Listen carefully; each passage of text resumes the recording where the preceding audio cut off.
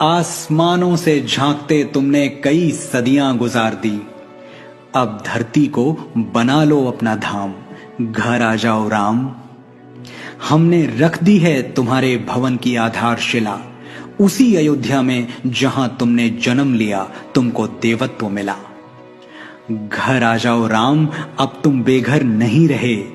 सरजू के तट फिर से तुम्हारे हुए, अवध के खेत खलिहान पोखर पनघट फिर से तुम्हारे हुए। पधारो अपने निवास में और क्षमा कर दो हमारी वो भूल जो अंकित है इतिहास में। हमने वो सूरज अंधेरे में फेंक दिया जिसने पूरी सृष्टि को उजाले में रखा। कैकेयी ने तो सिर्फ 14 बरस का वनवास दिया था, हमने 37 साल तुम्हें ताले में रखा। और तुम्हें निर्वासित करके हमें मिला क्या? एक ऐसी दुनिया जहां खुली हवा में भी दम घुटे।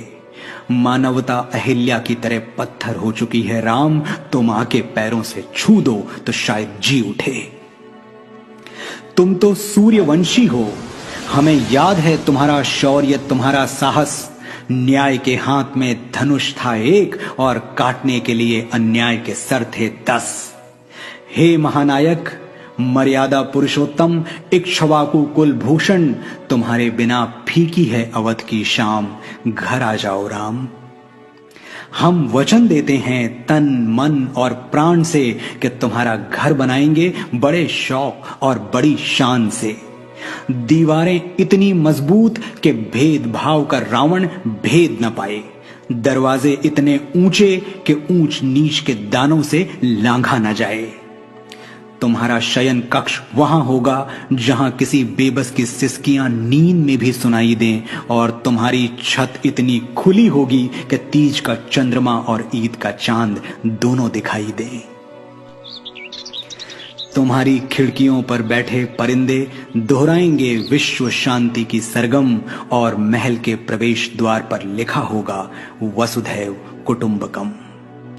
एक आंगन भी होगा, वहां बैठकर गाए जाएंगे कीर्तन भजन और खड़े होकर जन गण मन। तुम्हारी प्राचीरों पर जलती मशालें मौन घोषणा करेंगी कि अब कहीं किसी कमजोर का छप्पर फूंका ना जाए। सीता की रसोई भरी होगी अनाज और अनुराग से, ताकि राम की चौखट से कोई भूखा ना जाए।